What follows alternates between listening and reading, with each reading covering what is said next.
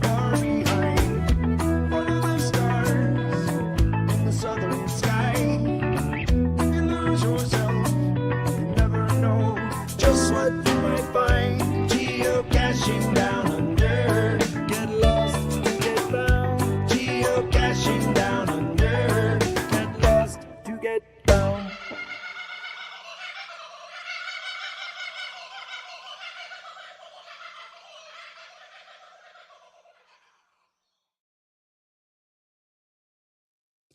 G'day and everyone. Oh, g'day and everyone. G'day and welcome everyone. How about that? Oh, are you, yeah, we're Cosmonaut? starting well. I'm doing well, PCE. How are you? I'm good. I'm just trying to stay warm. How are you going? So I really hope that people can't hear my heater that is currently sitting above me at full 25 degrees and all my layers. Oh, good. Yeah, lots of layers. Yeah. No. Yeah, coming to you live from Canberra. No, right? The ice capital of the world. There you go. Oh my God. That's awesome. All right. Well, g'day everyone. Hopefully you are nice and warm and nice and cozy wherever you are. My name is PCE and I'm joined by Cosmonaut97. And tonight we're going to be talking about Gadget Caches with Tankengine Choo-Choo and DTY73. So stick around for that. We're going to be finding out all sorts of things about Gadget Caches, how to come up with ideas, how to make them, what works, what doesn't work, all sorts of things like that. So stick around, put your questions into the chat rooms so we can ask Tankengine and DTY what's what with the Gadget Caches. Don't forget tonight's show, as all are, is PG, so please keep your comments respectful and child-friendly. We would appreciate that. This is a family show. Don't forget to say hi to your geo mates. I can see a few of you logging in now, which is absolutely wonderful. We've also got some awesome prizes to give away tonight. Geo Stuff, again, have very kindly donated some prize packs, so that's absolutely awesome. And Tankengine is also giving away a little treat as well, so stick around for that. Don't forget our sponsors here, Lainey at LK Consulting Group. Thank you for the marketing, mentoring, and also the coaching program. Thank you for the support. Big thanks to John and Di at geostuff.com.au, the best place in Australasia to get all of your geocaching needs. Thank you. Big thanks to SMS as well for helping editing some of the audio and also some video for the show. So that's absolutely wonderful. Thank you for your support. We truly appreciate it. And for tonight, if you would like to go into tonight's prize draw, all you need to do is go to tinyurl.com/GDU wheel. Easy peasy. Put in your name or your email address, put in your caching name, and also tonight's code word, which is Gadget Caches. It's all one word, no spaces. It is case sensitive, so you need a capital G and a capital C. So there you go. Easy as that. Head over to tinyurl.com/GDU wheel. We will be driving some awesome prizes later. Now, as we have two guests on tonight, I just want to let you all know that, again, with the technology, there is two versions of this on YouTube. So you can watch a horizontal version or a vertical version. So if you can't see someone because of the rendering in the formatting, jump out of the mobile version and jump onto the horizontal version, and then we will all be on the screen for you. They do like to mix it up, the old technology, don't they? Yeah, it's all fun and games until people get their heads chopped off. That's it, or someone's missing. All right. Well, I might throw over to you, Charmaine, if you want to do some shout-outs and shout out who's here tonight. That would be awesome. Okay, technology is hating me tonight, so that's fantastic. All right, we've got Dennis Oz 1. We have got Team Cashew. We have got the Tree Whisperer. Oh my gosh. This is not working tonight. We've got there we go. Ramping, you got it? Yes, all right, excellent. So we've got No Worries from Rod Lyon. We've got Sandy Spinks. We have got Contesta. We've got DTY73. We've got Houston Dave. We got Kitty Catch. We have got Minnie K. We've got Fitzy, Jono Morbs. Who else we got? Asa Peter. We've got Julie. We've got Richery. We've got Tiny Loves You. We've got Spiderwebs 4. Doomy16. We've got Terra Rome. We've got Evelyn Nichols. DG Hoffy. Birds 345. We've got Joey Loves Treasure from Canberra. Me and D, Sky Lizard, Happy Senses Night. Yes, very good. Oh, definitely do that. Yeah, Tree Whisperer. I think. That's awesome. Yeah, I think that might be us. Rapidly Wild is joining us. Roam Forever is here. Yeah. That's fantastic. Oh, that's awesome. Thank you, everyone, for joining us live. That is absolutely wonderful. We really appreciate seeing you all. So let us get on with our show for you all tonight, and we'll get started. Welcome to the show. Geocaches, muggles, viewers, and listeners. Over to you, PCE. Let's get on with the show. Half of that crew is on the show tonight. That's fantastic. All right. Let's start out with some events and some souvenirs. So what I might do is we'll start with some news. Hey, PCE, how's this for a location? Beautiful. You know what? This is my new backyard as well. Anyway, what have you got for us for news? Thank you very much, SMS. All right, let's start with some events. So, Charmaine, if you want to do the first couple. There we go. We have got WA Goes Big in 2026. That is GCBE42T at Katanning in WA, and that is from the 25th to the 28th of September. Next up, we have New Zealand, which is... No, you skip one, go back. No, skip one. Lordy. Cache Fest. Okay, 3rd to the 5th of October 2026 in Kingaroy, and that is GCBM58C. And then we have Top of the South, New Zealand, 25th of October, and that is in Hope, which is on the South Island, New Zealand, and that is GCBB1RD. If you look at it, it spells bird. Does. Yeah, and then we head south to GeoVenture Wollongong, which is 5 to 7 February 2027, and that one is GC. Nope, sorry, everything has paused. That one doesn't have a GC code yet. That one is going live later this month. Ooh, so yes, weeks, no. that one will be live. That went live about an hour ago, all 6 of the events. Ah, there you go. Even better. Yes. So, straight from the Facebook page, we've got Friday, February the 5th, GeoVenture 2027 Friday night dinner, the GeoVenture Saturday Ceto event, the Saturday morning event, the Saturday night dinner, the Sunday morning event, Sunday lunch event. So a list of those will be in our show notes later. And then we have got April next year, Moruya. That GeoBash in Moruya, New South Wales, from the 3rd to the 4th of April 2027. And that is GCBFN90, which is probably a good one to end on. That's probably a great one to end on, I think. That's awesome. Thank you for that.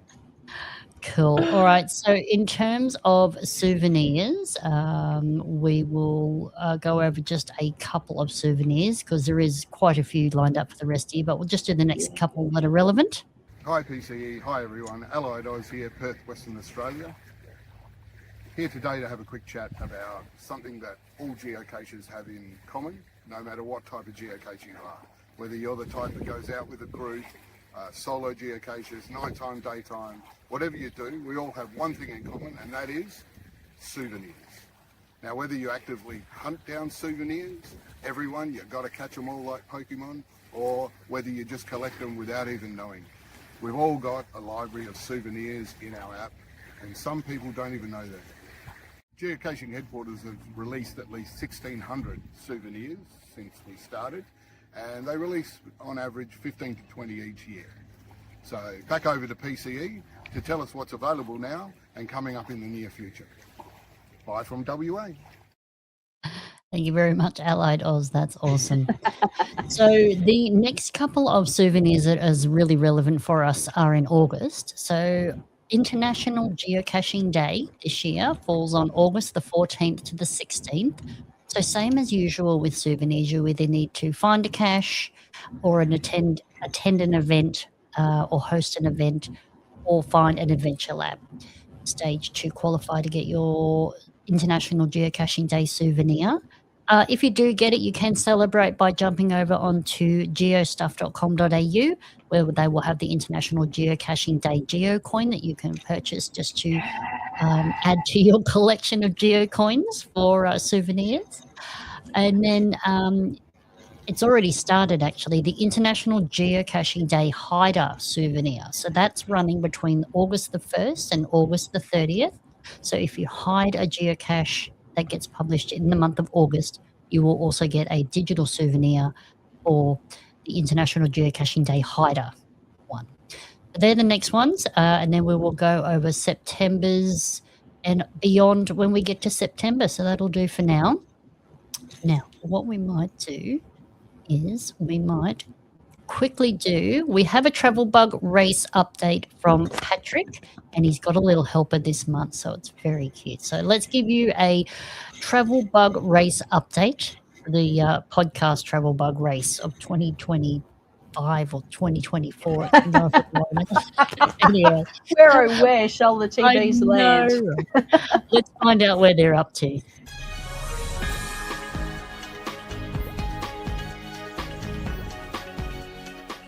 Welcome to TV News. TB8RJRZ.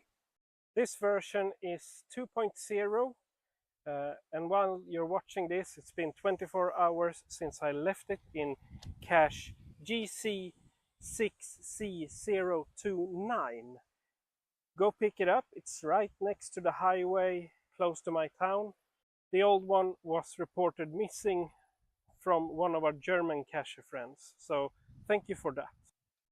It's gone. So New Zealand to USA.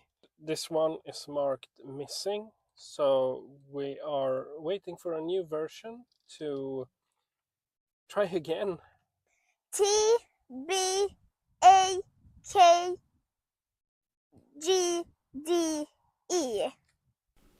So the microphone lost connection when I was doing this live, so now I have to do it in edit. This TB is still in Santa Maria in cache GCRPNM, and it has 7,217 kilometers traveled. Let's hope for more. TBANZX8. So, last seen with our beloved friend Lumen in cache GC6DX1C. It's a very windy day today. In Helsinki, Finland, our dear neighbors. This golden child has traveled 98,343 kilometers, Woohoo! and that is more than 2 trips around the world. So PCE, unless one of your opponents' TBs travels at least three times around the world, well, I guess you're in the lead, pretty much. And now, for today's sponsor of this video, Bree. Bree is now 5 weeks old and is a really power package. She really enjoys playing with her toys and also making a fuss when she's lonely. So say hello to Bree. Bree will stay with us. Welcome to the internet, Bree. That is TB News for this time. Bye!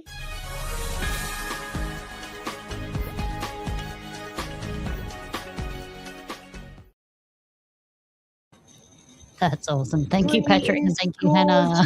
Little baby Bree. Oh Yay. my goodness. It's always frustrating when TBs go missing. Oh, isn't it? So Yeah. he's just released that second one. So hopefully that gets moving. Yeah. But we'll see. We'll see how we go. Fingers crossed. But yes, Bree is super cute. Yeah. All right. So let's get started with the show. Seeing as time is moving on, let's bring on our two guests for this evening. So a very big, warm is the word. Warm welcome to Tankengine and also DTY. Here they are. G'day, guys. Yay! Hi, guys. Made it. Oh, thank you for joining us this evening. Thank you for having us. Just want to do a shout out about the vertical thing. Oh, yes, go for it. Yes. So, yes, no, if you guys close in, then you can see both. There we go. Failing that, we're good friends. failing that, it's not a problem with your computer. It is just the setup for the layout. So when DTY or Tankengine speak, we'll try and get them to kind of move in front of their camera. In the middle. Yeah, so that you can actually see them and not have a shoulder or a head missing. This is my better half. Oh. We'll just zoom in on that bit then. Oh dear. All right. Well, we've got the pair of you on tonight to talk about gadget caches. Now, Tankengine, you're probably a little bit more well known for your gadget caches. DTY, you're a little bit more in the background. Like a secret squirrel in the background, but that's fine. So we're bringing you both to the front today. So in terms of gadget caches, very, very loosely, do you want to just give us a quick overview of what makes a gadget cache? What is it? Well, generally speaking, I mean, everybody knows what a cache is. A cache is a box hidden somewhere. And if you want to make it a gadget cache, then technically you do something to that box to make it maybe a little bit difficult to open. There'll be some gimmicks or tricks or passcodes or numbers or levers or lights or something that you'll need to figure out when you get there to work out how to open that box. It gives you an added challenge and a little bit of something a little bit more interesting than just a plain box. Perfect. I like it. Excellent. So that's a great explanation of what is a gadget cache. So basically, I just wanted to know, how do you come up with some of the ideas for your gadget caches? I might start with you, Tankengine. Well, this is the difficulty that I have. I mean, I have come up with ideas. However, this is where my Lovely assistant time come into the game, because quite often Danielle and Barry, that's DTY and YOUBAN, come up with ideas, and quite often they will, Barry will start making something himself, and he'll have something sort of half built, but then he hasn't got quite as many gadgets and tools that maybe I have, and so he'll bring the half built item here, and then Danielle will work on it some more, and eventually we'll come up with something. Right. Okay. So do you find that quite a lot, actually? Like one person will have an idea, but between the two or the three of you, each bringing a separate part, you make the whole sort of thing, make the whole piece work? Yeah, 100%. Very much so with the Canberra mega that we had. Barry would come up with the idea on the way up from the coast and say, right, I've got an idea. I've half drawn it. I had to draw it so I could explain it to Thomas. And then he would say that I would make it a bit too hard. And then we give it to Thomas, who would make it too hard.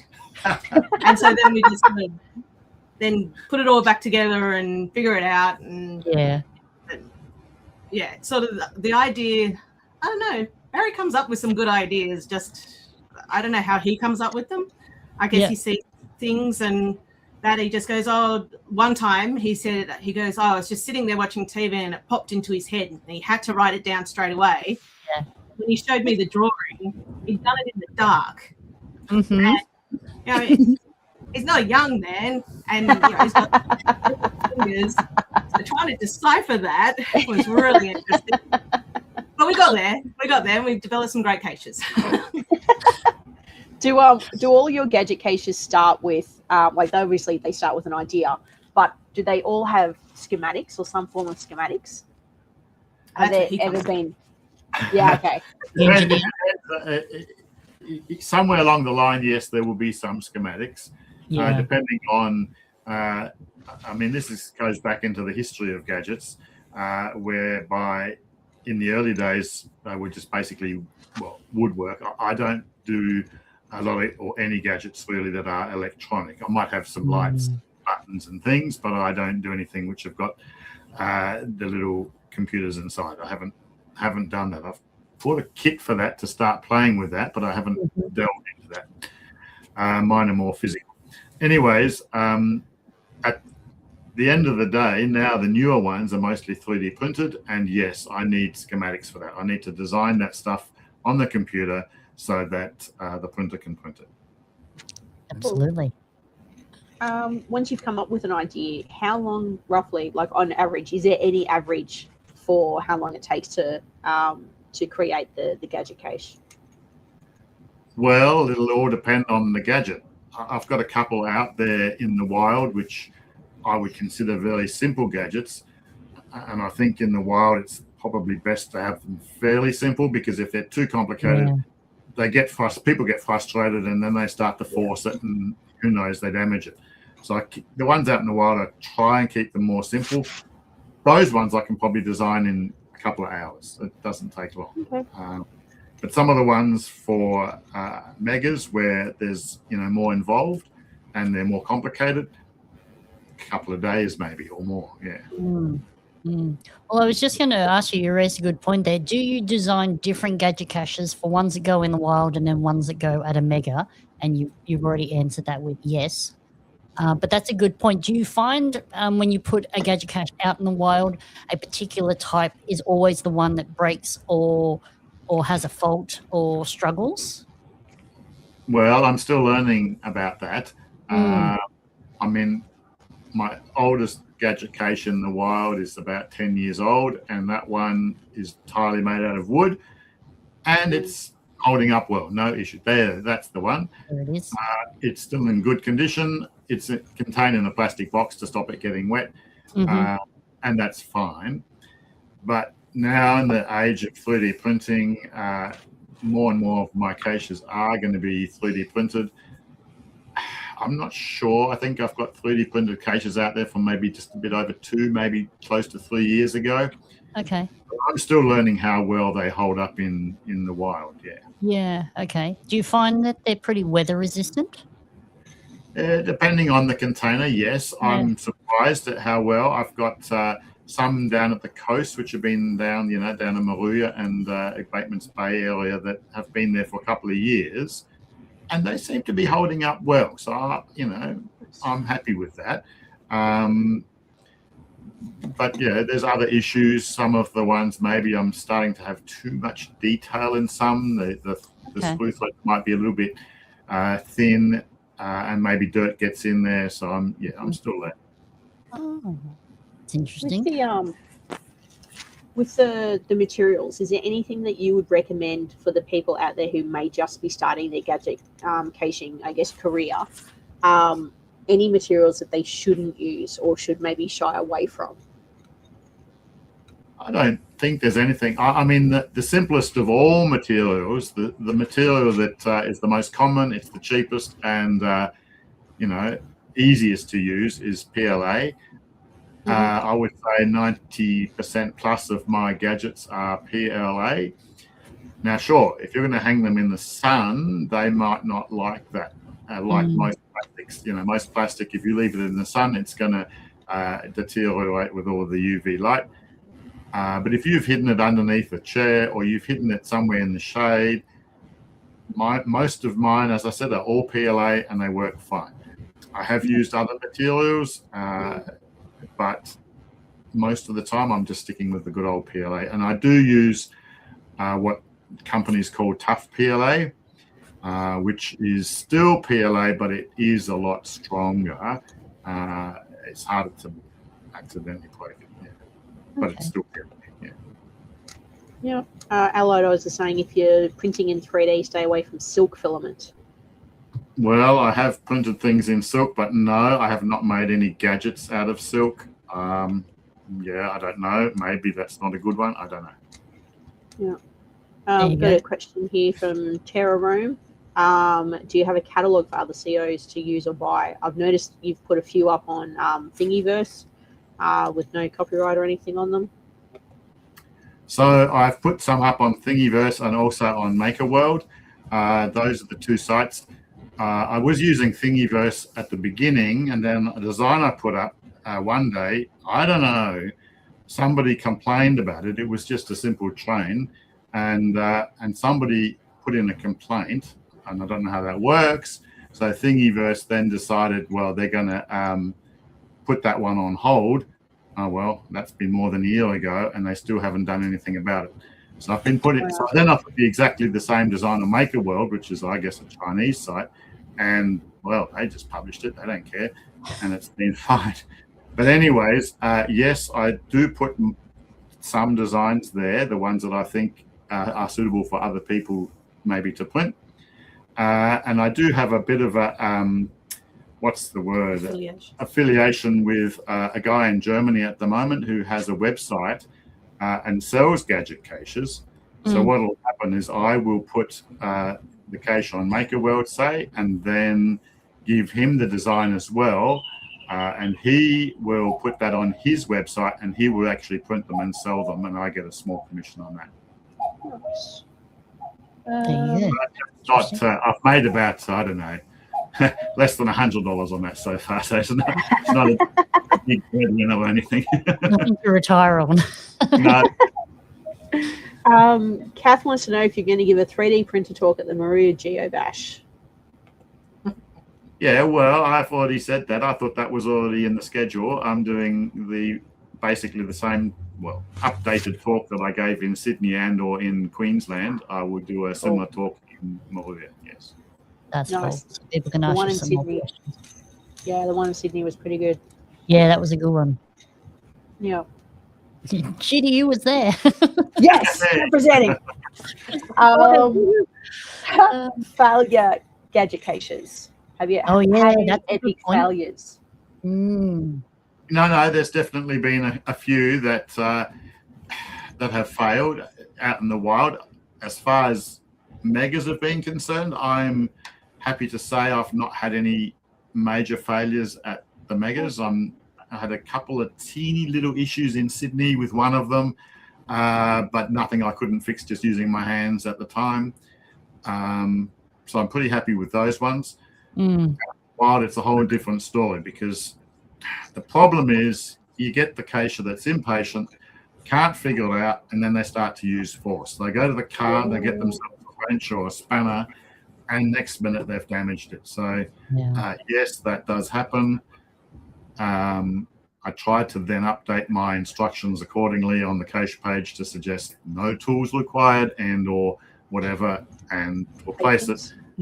And generally speaking, you know, it's not like I have to replace them every week. So I've replaced a handful of them once, but most of them, it's okay. And then, of course, I learn, and I'll try and make it tougher and easier the next time. Like I had one recently which just had an issue where people just couldn't figure it out.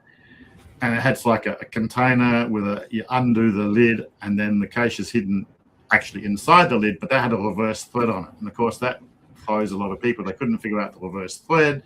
Out comes the wrench, and it gets damaged. So I've rebuilt that one, and I've put a normal thread on it because, okay, you can't figure out the reverse thread. They're designing for the users. I like it. Well, because it's not, the ones out in the wild aren't supposed to be hard. They're meant to be a little bit of fun. And I've learned that if it takes too long, then people get frustrated. Yeah, they do, don't they? Yeah. Yeah, that's a good point. We've got a great question here from Minnie K joining us on Facebook. What's your favorite gadget cache that you have made, and what's your favorite one that you have found? Okay, so I think my favorite one that I have made, probably a bit over a year, maybe 2 years ago, is called Ammo Antics. That's the one right there. It's up on, I don't know, somewhere near Isaac Sledge. And it's an ammo can with the gadget built inside, which is a combination of woodwork and 3D printing. So I quite like that one. As far as found, I think I agree with Danielle, probably the one in Adelaide, the one in Gawler, Fort Knox. Yeah. Yeah. Yeah, that's a good one. They put a lot of effort into making that. It's huge. It's like, so what's involved? Backyard and everything for that Right. one. Like it's a whole experience. It's an experience. It's a multi-stage. It's a multi, and yeah, even finding where you have to go from the start point is fun. And then when you get there, you've got something you have to do that opens a door that you go into to then go to the cache itself and try and figure out how to open that, and it's pretty well done. So that's probably one of my favorites. It's got over 500 favorite points. Wow. And yeah, that one's pretty memorable. But other than that, when I was in my early days of caching, probably Pac-Mania's caches that he had out around Canberra was some of the first experience I had with gadgety type caches. They were pretty fun. And of course, I have to say Tankengine caches. My favorite of all time. Danielle's my guinea pig. I usually test my caches on her before they go into the wild, and if she can't do it, then I have to rework it. Those are big shoes to fill there, DTY. You are the bar. You're welcome, everyone. If we can't figure it out, we're all in trouble. Anyway. Awesome. We've actually got another question for you. Do you include hints or details in the cache description? And do caches read them? Well, do they read them? I think that's the most difficult thing to know. Yeah. Yes, I do put some in there, and I update them as I learn. I can remember I had one cache gadget which I put out, and I put into the description that a top was required. And when I thought that, it was because you needed tweezers to get the log out in the end. However, then people read that and misinterpret the fact that they need a top and think, oh, that means I need a wrench. And then all of a sudden, all of a sudden I've updated the description, I've updated the hints, and I've said no top required, because you'll figure it out if you need something for the log sheet. It can be done with your fingers usually. But anyway, so yes, I try to, and I do update them. If I decide after a few finders that they're having trouble or whatever, I try to make it a bit more clear. At the end of the day, I like people to solve it. Yeah, there you go. But Rapidly Wild Sage, she's attempted 3 different wood and electric caches, and they were all destroyed. So it's tricky. It's a sad thing, but that happens with all caches. I mean, gadgets and other caches. I've hit more than 1,000 caches, and sometimes I can't figure it out. The cache is gone, or the cable is gone, or it's destroyed, or something's happened. I think, oh my goodness, I just wish I would, have to know what happened there. I've come across, some of them I figured out, like over time. I had these ones down on the Mullumbidgee River, and they were the EDC type container. They're made of aluminium, and I used a steel cable to attach them to, say, a tree or something. Yeah. And a couple of times I discovered the container was gone, but the cable was still there.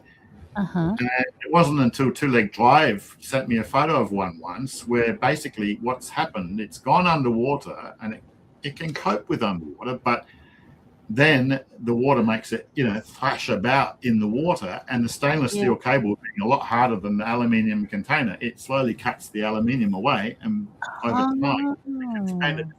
Insane. Actually, one found by someone in South Australia. That must have floated all the way down the river. That is awesome. Now, would you class that as a failure, or would you class that as engineering well done? Or a traveling cache. I class One of that those as removables. a learning experience. I no longer put aluminum containers that might go underwater. If I do, I put stainless steel ones in there now. Yes. Yes. Yeah, I agree with Kath here on YouTube saying that you need to put up cameras. I was thinking about that, like wildlife. Yeah, action. Those trail cameras. motion activated. Yeah. Yeah, well, I would love to know sometimes what's happened. It would just be, I mean, I'm sure sometimes it's muggles, sometimes it's nature, sometimes it's birds. I mean, who knows? I'd love to know sometimes. So if someone does, there you go. If someone does have gadget cache ideas, but they're only say maybe 10% into their gadget journey, are they able to reach out to either of you two to, I don't know, either float their ideas past you or to see if it will actually work? Sure. I mean, I'm always happy to talk to people about such things. And I've also, in the past, built caches, not necessarily gadget caches as such, but I have certainly built caches for people all over Australia. And I'm more than happy to talk to people about such things. Yep. Awesome. That's awesome. I'm just the ideas person, and I was a professional sander for all the woodwork ones, so I feel as helpful as he would be. And she's just me. So on the subject of tools, what are, say, 3 to 5 basic tools that, I'm not saying DTY is a tool. I'm sure many people would agree that it's fine. What hand tools or electronic tools should people have, say, baseline to start building some geocaches or some gadget caches? I know that PVC piping is sometimes a fan. I suppose it depends on what type of skill level you may or may not have. It might depend on what type of tools you have. As I said, 2 megas ago, all my caches were simply made out of woodwork. They were all made in the garage. I would say use a table saw and maybe a jigsaw. I would use a drill press and sanders and those types of tools. We spent many cold mornings and days in the garage doing those woodwork ones. The 3D printing's so much warmer. Well, that's right. So with the 3D type printing ones, I can do the whole lot in my study, which is generally nice and warm. And for that, sort of need, well, I would suppose minimum of 2 tools. You would need some kind of a 3D CAD package, and also you would need a 3D printer. Yeah, that's good. And when you're printing these gadget caches, obviously you're not doing it from a pattern because you've come up with the idea and all the bits and pieces that make up the gadget cache. What is your best advice to someone to sort of future-proof and eliminate as many problems as possible before they let it print for 24 hours and then find that there's a flaw with it? Well, I guess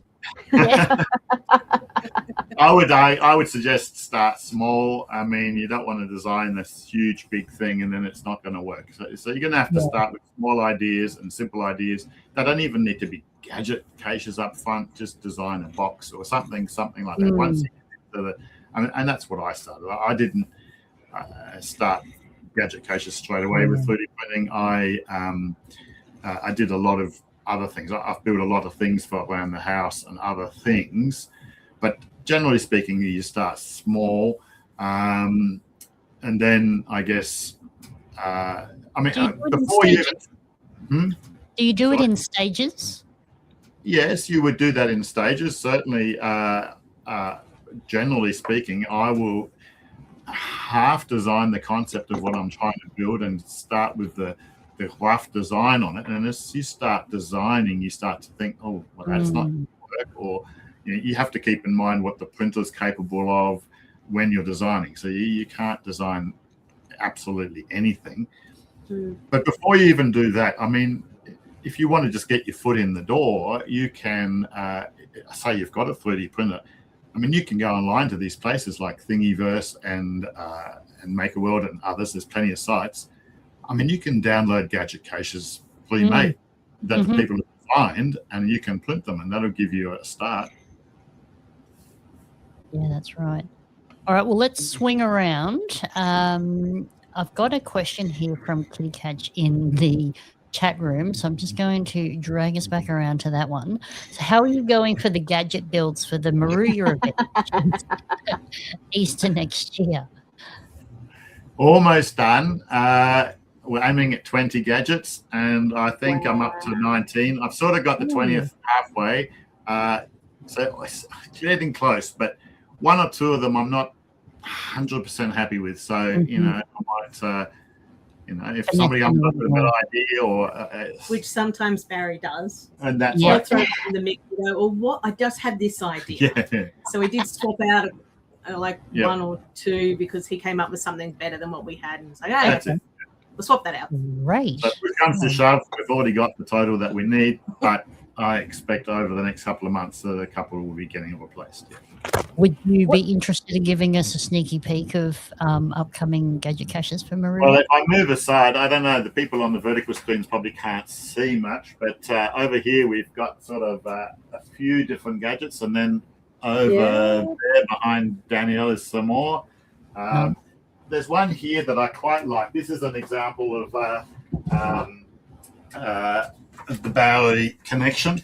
So this one here, it's called Neptune's box. And what happens is inside here we've got six discs made out of very, very nice Jarrah wood. Now, those discs, I mean, I don't even use that kind of wood. I only use pine normally. But Barry has a friend in Queanbeyan who also enjoys woodwork. And Barry had this idea and went to his mate in Queanbeyan, and he's lathed out these discs for him on a lathe. So they're beautifully made. They're wonderful. They even smell nice because I like. I was going to say, I bet they smell nice. And anyways, so and then Barry sort of added the next part of how to do this, and he sketched out, and the whole thing has been designed, and the idea is all together. But then he sort of run out of, you know, his manufacturing sort of ability because he doesn't have tools. So in the end, I've made this box to go around it. But then inside this part of the box here is where all the smarts happens, and there's all this 3D printed stuff in there, which effectively is what you need then to Best of both worlds. That is cool. I like So this is an example of a combined effort. I didn't sand that one. You're shirking your responsibilities already. We made it so quickly. I missed out. Oh, yeah. All right. I'm just going to pop this up on the screen for you, Thomas. This one here has me intrigued. What's the idea behind this? Well, I've got that one over here. So that's this one. Now, this one was, what's the word? An evolvement over one that I did for the last mega back at in Canberra. The one I made back then was 90% sort of woodwork with a bit of 3D printing. This one is now entirely 3D printed. And effectively what happens is you've got this little whale here. He doesn't exactly look like Salty the mascot, but he's still a whale. And this whole maze, now you're going to run the whale through the maze to get him to the chest. And when you get to the chest, you look at the back and you'll see the code word that you need to enter into your AL. That is awesome. That is simple but effective. Yeah, it's quite simple. And then there's a little... I can't even make him move backwards. It's hard to... Very hard to no. See, I can't even... That's it. No one's going to solve it. Sorry. Anyway. Danielle's broken it. Danielle. No, this one has One been job, quite thoroughly DTY. tested. Lots of people... It works. I have tested. It's fine. Yeah. And the other thing is, like, something I've learned at Megas is people like to solve the puzzle, but then they don't want to spend another 10 minutes putting it back together. Like if they just got there, they don't want to go all the way back through the maze again.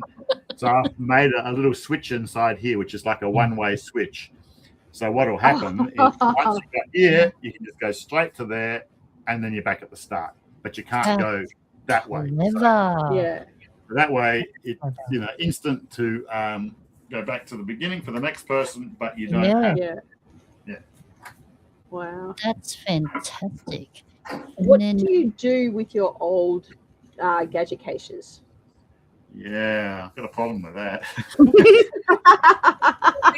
Running out of storage problem, or other people have borrowed. Well, yeah, I gave a batch to Brisbane last time out of the Sydney ones.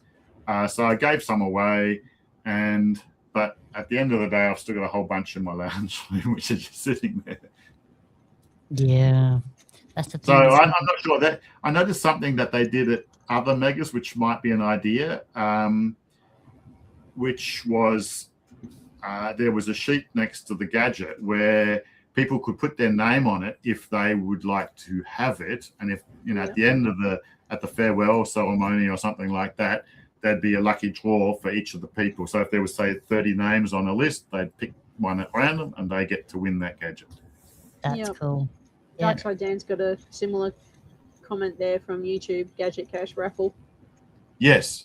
So and I guess the hardest part with them, like with the mega type gadgets, is not all of them are you looking for a log. You're looking for a code word. So you couldn't put that maze out in the wild unless you made it a multi. And you had to do the puzzle to find what the code word was to put it into Certitude or do something else to then go find the cache. It's the only difference between, the main difference between a mega gadget and an out in the wild gadget. And trying to put them out in the wild can be a little bit tricky. That's a good point. There's some fantastic ideas of how to do that. Well, you can, as Daniel just said, you can always make it a multi. Solve the code word and then work out the coordinates from that. But that is, at the end of the day, gadget caches for megas and gadget caches for the wild are completely different beasts.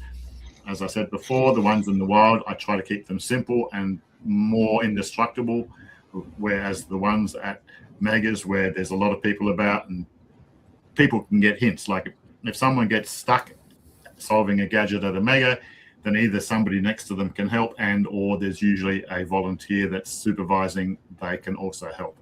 I found that very interesting when I was I spent a lot of time at the Capital Park one in Canberra looking at the megas over the gadgets, and you'd walk around and you'd see someone struggling a bit and you'd ask them if they'd like a hint, and some of them were happy with the hint, some of them wanted a subtle hint, some of them just wanted the answer straight out, whatever.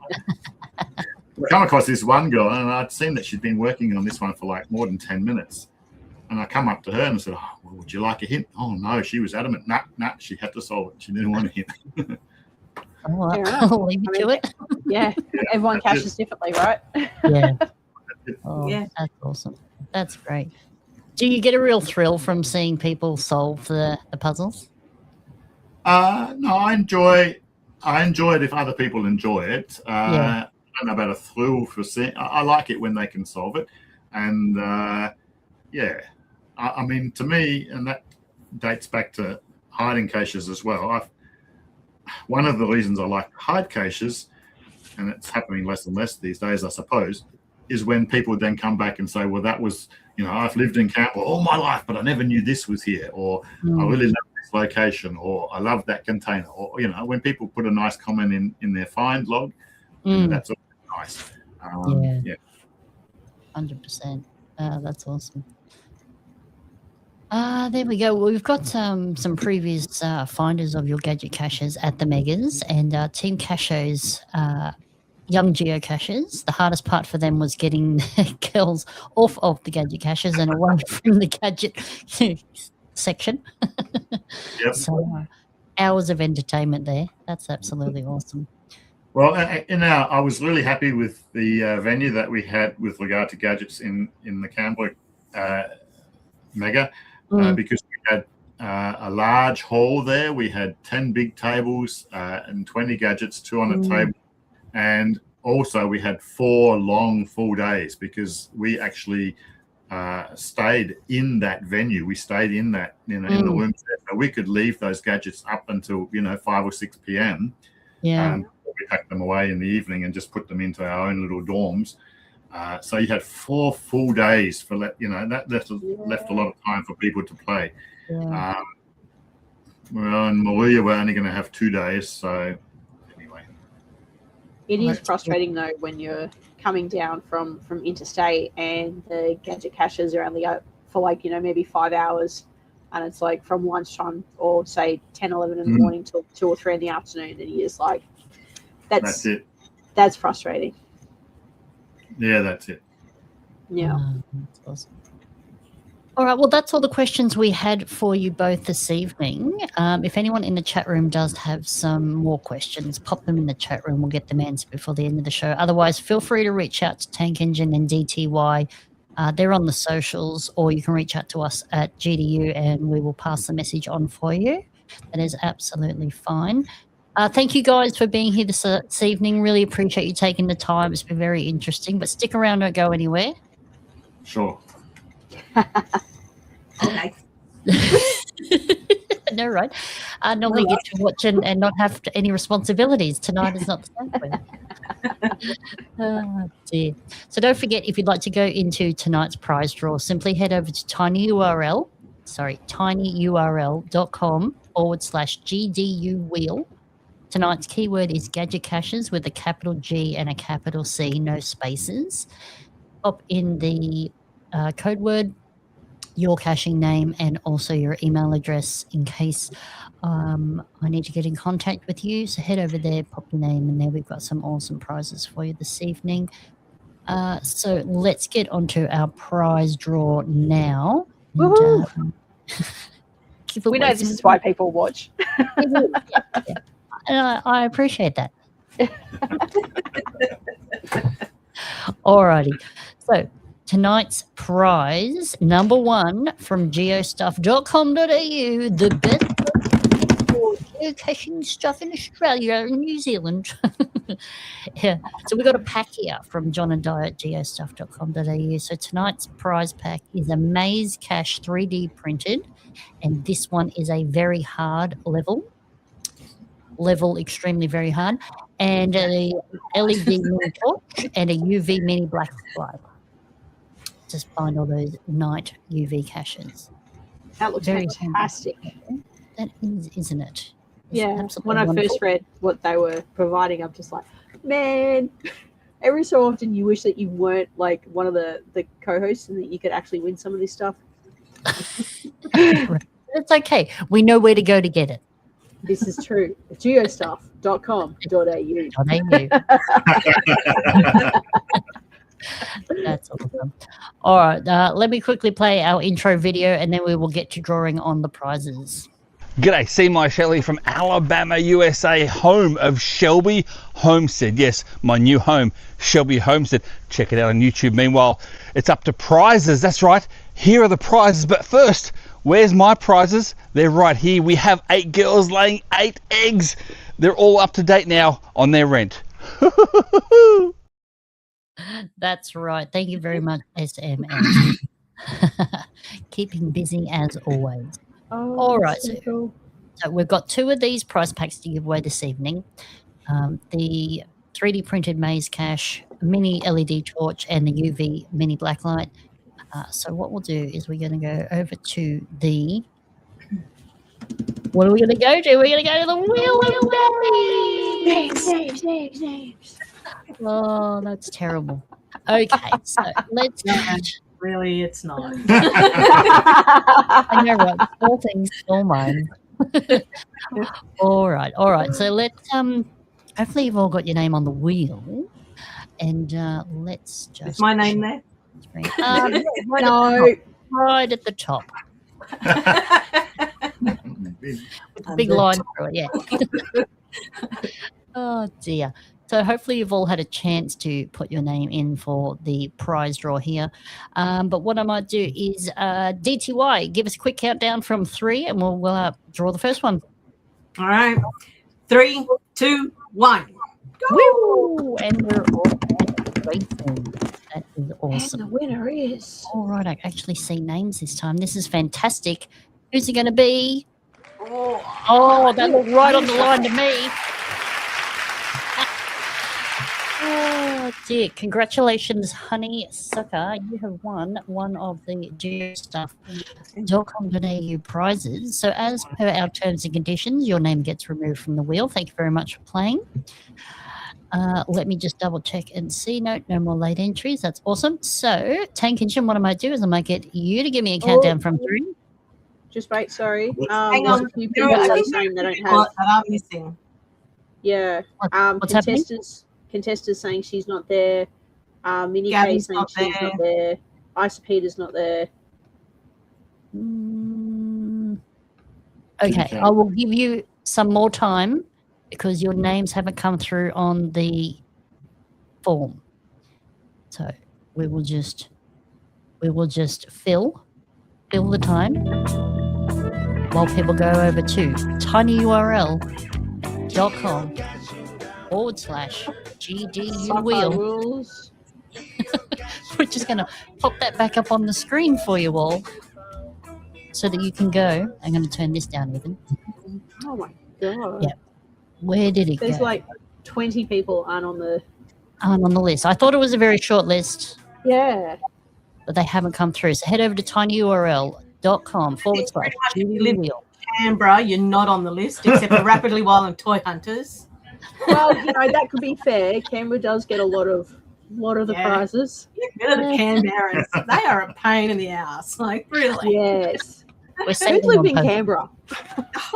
Who would live there? Yeah. All right, so tinyurl.com/GDU wheel.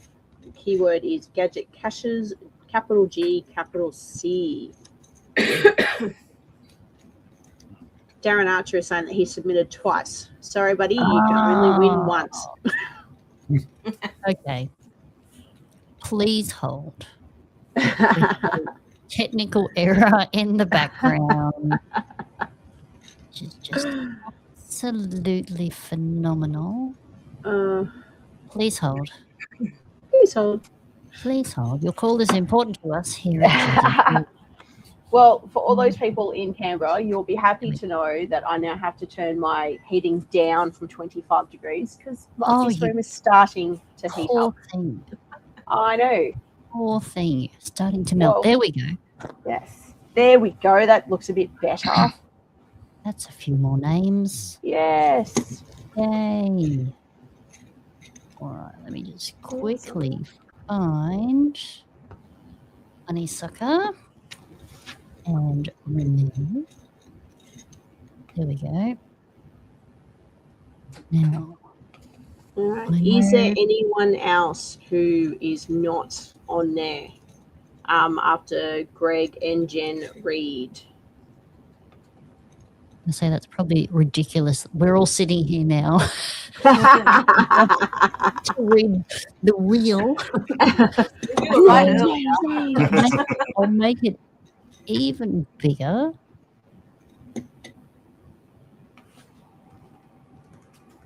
And hopefully you can see your names.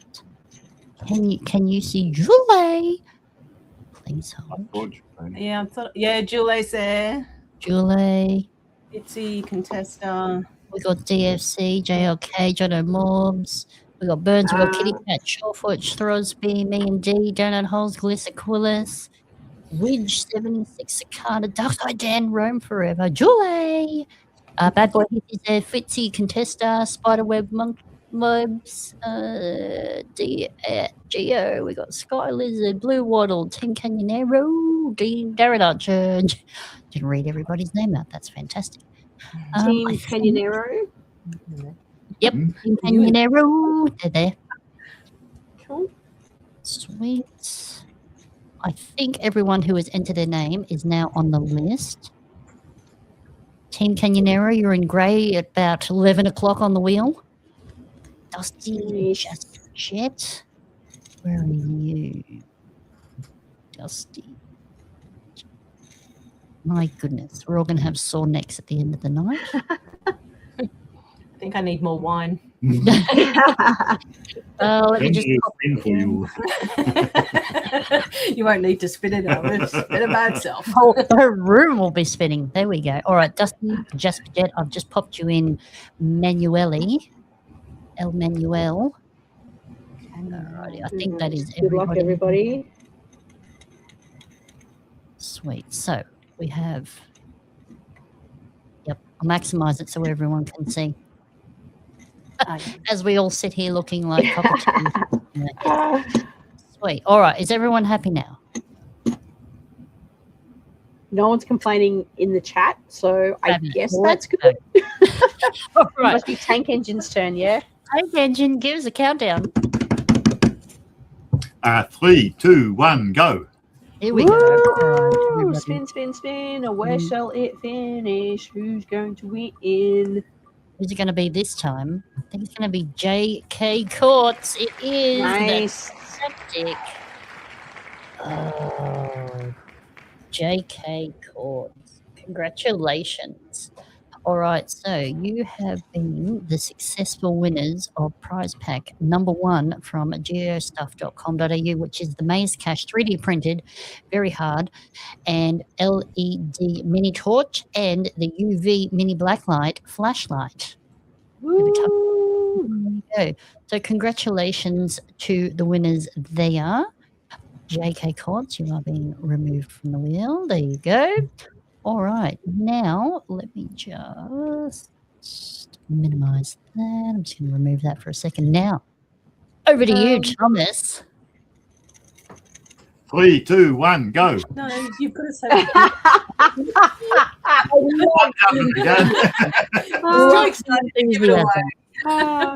But first off, what are we giving away? Sure, a little small gadget cache.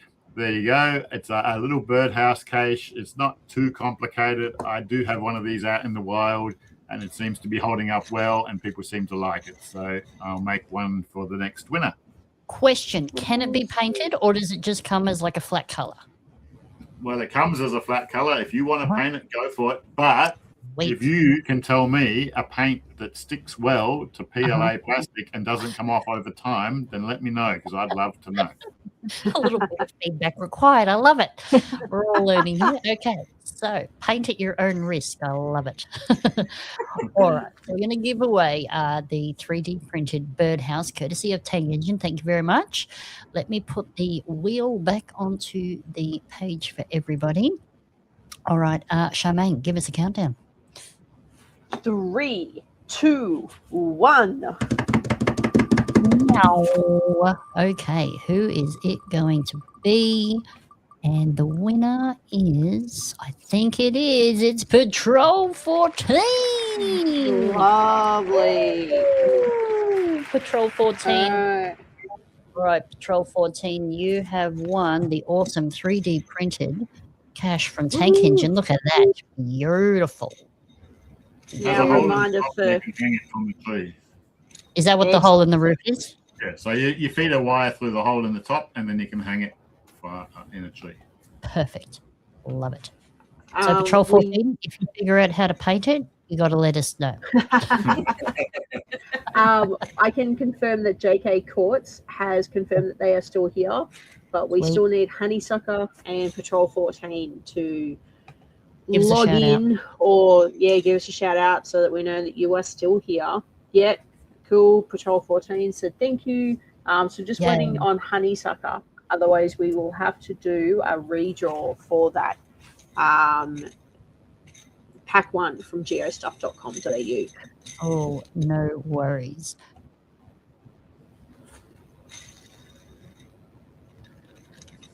Yep, cool. All right. Is Miranda, are you Honeysucker? Or are you around 9 o'clock? You're on the wheel. No, Honeysucker. Yep. Said thanks earlier. Cool. Cool. Awesome. Excellent. Excellent. Patrol 14 says that she has an industrial chemist husband who may be able to help with ideas. Ooh. What is?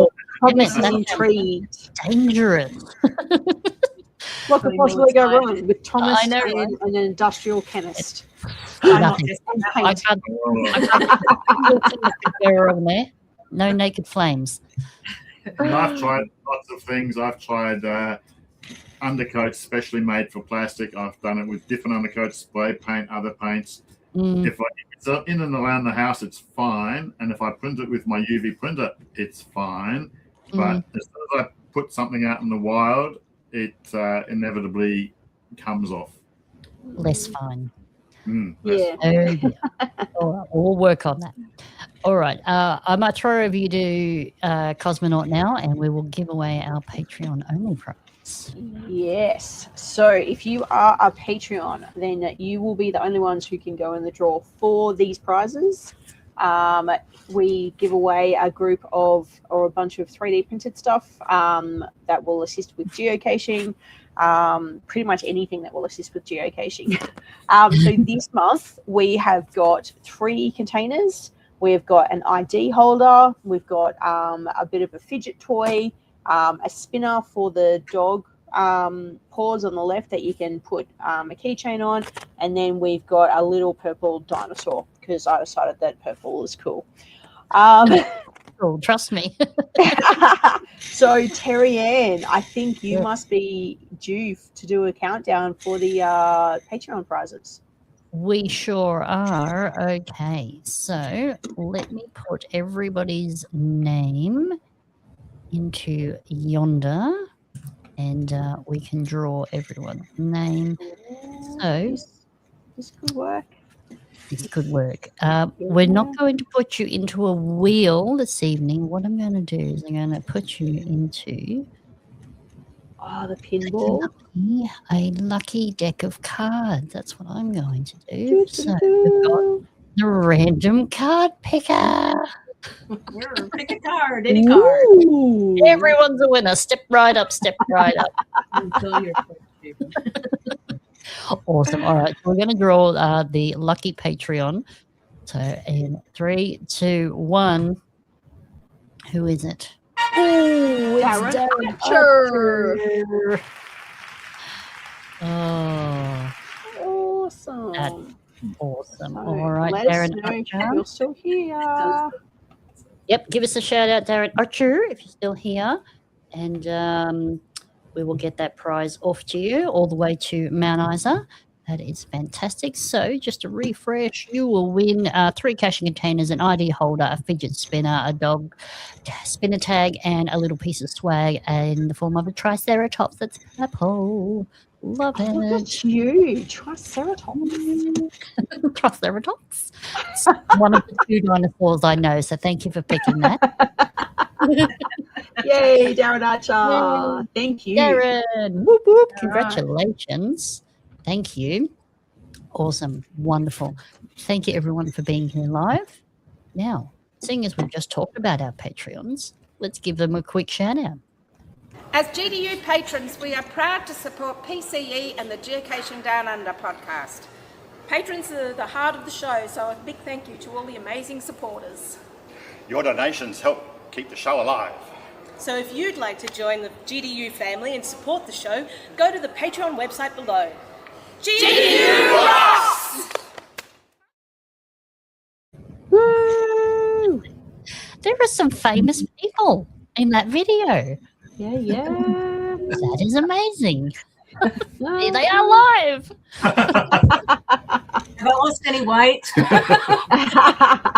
Better lighting, that's for sure. Awesome. All right. So big thanks to our Patreons. So our Patreons of the GDU podcast are See My Shell, Kitty Catch, Snappy Tomcats, Julie, Darren Archer, DTY73, Wollaston, Team Casho, Hev Walker, James 0116, Darkside Dan. We got Scrappy. We got Lee 737, Contesta, Gliss. We've got Allied Oz, Arnott Family, Isa Peter, Oz Glory, Roddy C, Tankengine, Choo Choo. We've got Bernie H, Chalk and Chunk, the People's Choice Award winners, Strange Trousers, Burns 345, Shawfoot 24, Get a Love, Bucko Raider, DFC_JLK 2019, Angel G, Mama Bear 66, Toy Hunters, Cicada, Sky Lizard, Throsby on Church, Lil Bass Girl, Minnie K and Fitzy, and our newest Patreon, P-Tab. That is absolutely awesome. Thank you very much. Now, I did give a shout out to our Patreons in our private Facebook group today. So all of the contributions that you give to GDU over the year all go straight back into the podcast. And we have used it to improve the quality of the podcast over the years. So just this last couple of months, we have kitted out Cosmonaut with some technological advances. We've got a lovely set of headphones. We've got her a flash new microphone so that she sounds divine. We've also got her a ring light as well so we can see her clearly, which is absolutely fabulous. So big thanks to the Patreons. Without your donations, we couldn't keep on improving and hosting the podcast. So thank you very much. Really appreciate that. If you would like to become a Patreon, please head over to www.patreon.com/GDU podcast. We've got 3 different tiers there, and there are options. You can pay by month or you can pay yearly, and then you don't have to worry about it again. So that is amazing, and we love our GDU crew. So thank you very much. Awesome.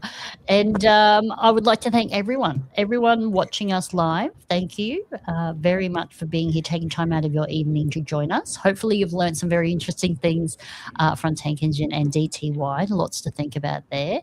Big thanks to our guests, Tankengine and DTY. Thank you for taking the time and sharing your knowledge with us. Love it. I love it. That is absolutely awesome. Now, I also wanted to say thank you to the replay watchers and listeners. Thank you for watching this, watching and listening after the show is live. I know not everyone can be here at this time of the month, so that is wonderful that you take the time out to listen when you can or watch it back. Absolutely love that. Also wanted to give just a quick little heads up because I know, geocaches, we're a little bit nerdy people. No, and, surely you jest. We're interested in all sorts of things, especially space and science and things like that. So it came to my attention that we've got a rare 6-planet alignment that will be visible in the pre-dawn sky on August the 12th. So on August the 12th, pre-dawn, which is absolutely fabulous. Why does everything interesting happen in the dark? When and where to look at this phenomenon is if you go out at about 60 to 90 minutes before your local sunrise on August the 12th. So that's first thing in the morning tomorrow. You should be able to see Jupiter, Mercury, Mars, Uranus, Saturn and Neptune, and they will all be in a line making their way across the sky. What you need to do is you need to face east, and you can scan along an arc. You will see them tracking across the sky in an arc, and then they will all line up in a nice little neat line. So cool. It's sort of, once in a lifetime type thing, I think. So if you can, get up bright and early. What's that? You got to go? You got to get to bed? I'm going to go to bed now. That's absolutely awesome. So thank you, everyone, for joining us live. Really appreciate it. We're going to be back on the 8th of September with another cool show for you. My name's PCE. I'm Cosmonaut97. And we are GDU, and it's been really fun. And don't forget to get lost, to get found with GDU.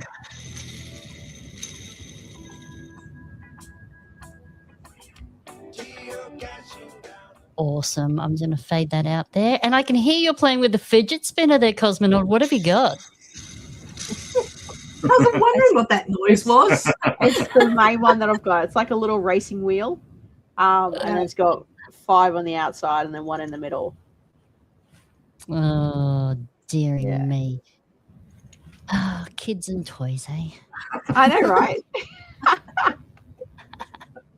I'm having issues with my printer though. I've got to get a new filament head, and Yeah. it's annoying me. My latest 3D printer is in several different pieces as I'm trying to figure out what's wrong with it. And I found out what's wrong with it, and now I have to go buy more parts. Of course you do. Yeah, 3D printers are like children, I found. Very expensive. Oh, that's awesome. Oh, well, thank you, Allied Oz. I appreciate it. That's awesome. Oh, well, thank you everyone for being here live. Hopefully you've learned something, maybe give you a chance to dive into the world of I don't know if you can see it. No, I've been taking notes. Of Gadget Caches. Love it.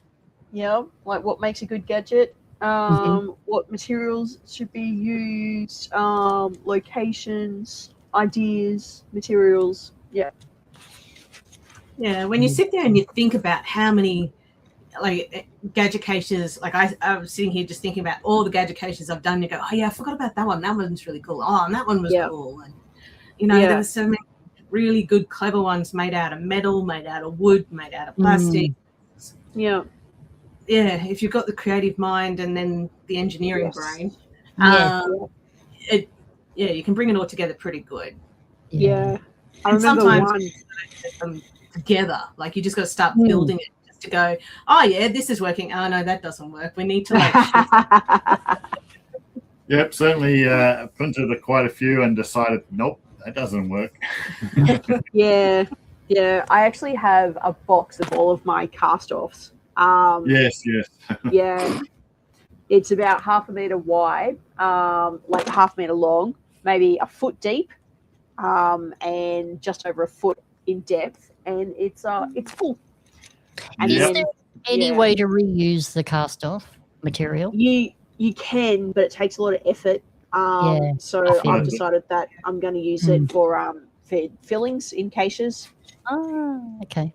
Yeah, because some of the builds will, fail halfway through. So you end up with like a demented dinosaur, and you're like, oh, that could be like a cache guardian. Or you end up with 5 demented dinosaurs, and then you drill out the stomach of one to find, to put the log in. And then people have to go through and try and find it. Yeah, that's a good idea. Get creative. Yeah, trying to reuse it, because it annoys me how many times I failed. So... Yeah, cost and the time would be very frustrating. Yeah. There are 3D pins. Recycle the plastics, lids for kids, maybe. Well, the plastic itself is not too expensive. I'm paying about almost less than $20 a kilo now. And you can make it quite a lot out of 1 kilo. Yeah. You can get it set up so you know how many grams you have to use per print. But there's also 3D pens, and they only take like a strand at a time. And it might only be like 6 inches. So I'm going to get a couple of those and see what I can do with them. It just annoys me to waste anything. So trying to come up with different ways of reusing the stuff. Yeah, no, definitely annoying. And well, if nothing else, even if it was only $1.50's worth of plastic, it's annoying that I just wasted a couple of hours on putting Yes, absolutely. I think that's probably what it is. Like the cost isn't the problem. It's the frustration at the time and the energy that you've lost. Yes. Yeah. I think that's. It's, I guess, when you're making gadget caches too, you don't get as frustrated when you're experimenting. Like, with Dad, he would build sort of like a prototype sometimes that was of offcuts of wood and things like that he just sort of stuck together to give us the idea of like, this is how he wants it to work. This is it, and then we get the professional to do it properly and nice and clean and tidy, so it's presentable. But because it was all recycled material for the practice sort of part of it, the dummy try, the mock-up, then you're not losing as much. But I also find it extremely useful because sometimes if Bailey and or Danielle just has something verbally to say, I find it difficult in my head to figure out what it is they're trying to explain. Whereas if he's done it like that, it becomes much more clear. Yeah. Yeah. Especially if it was intricate, it'd be hard to explain the workings. Yes. Yeah. Good catch there, Scramping. There was no July photo comp because someone didn't put it up on Facebook. We do have an August photo comp, though. We do have August, which I didn't even share with everybody because I skipped over the whole segment. That's fantastic. Anyway, if you're still here, if you're interested, never. August photo That's how I comp. knew. I was going to say that's how I knew when to stop for the events, because that was the next photo to put up. Deary me. But yes, August is available for entries. Darkside Dan has put some up. I think Scramping and Hev Walker and Jai has put some up. So, yeah. Go on Facebook and vote. You're looking for this lovely post here. The lovely AI-made Gadget Cache. You're very welcome. And vote for your favourite or put your favourite photo in. It doesn't have to be a Gadget Cache. Just a good photo that is exciting and doesn't give anything away. I don't want any spoilers. But some details about where the cache was from will always help. Please don't just chuck the photo up and have nothing on it. Yeah. Because it makes it very hard to announce. Yeah. Yes. Oh, At it's a probably minimum, it going to should work have at because least I'm a on a GC green code. screen. Yeah, this one's called Pick Your Nose. Oh, God. I thought I was looking at meatballs. I'm looking at nostrils. Here's one from Jason Pritchard. Oh, that's pretty. Absolutely beautiful. See, it doesn't have to be a Gadget Cache, just the view from a Gadget Cache. Look, here you go. Here's Scramping. The trusty GPS. There you go. So, yeah, a few photos up there if you want to jump on, have a look, put your own in there. I mean, look at this fabulous one. Thank you very much, Darkside Dan. That one is an awesome photo. That looks pretty cool. So, yeah, head over to the Facebook page. It's on the Facebook page. I don't think it's pinned to the Facebook page because life is too short for admin. But it is on there. But, yeah, you can go and vote. Put your own photos there. We love seeing them. I get excited every time I see that someone has put one in. Heidi, let me double check. I think you did post one this month. Please hold. Your call is important to us. Heidi, yes, you did. Heidi, you did this beautiful sunset. Lovely. That's nice. I think I'd rather be there than looking at the photo, but you did Mindle Beach in Darwin. There you go, Darwin. I haven't been in the Northern Territory. That'd be Neither. That'd be an exciting It's cache. pretty. There are some pretty areas. Yeah. What's his name? Social climate. Yeah. I told him to Yes, thank you. Vote for your favourites. Put it in there. GeoVenture they're now out, so you can go and see. Jai, yep, get on it. Add your photo, please, and we will see you in Wollongong next year. Yeah. That's awesome. All right. Well, I think we've held everybody up for long enough this evening.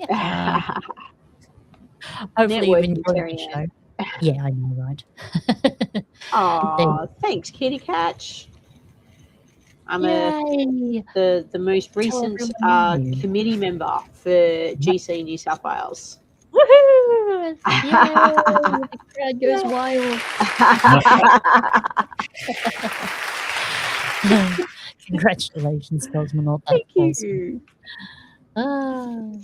You can come up with some brilliant ideas and get everyone involved. That'd be fabulous. Yeah. Yay. Well, my son has been at me for all these caches that I've been printing over the last couple of months. It's like I hibernate during winter, and then in the next week or so, some of the caches should be coming out. So that'll be a lot of fun.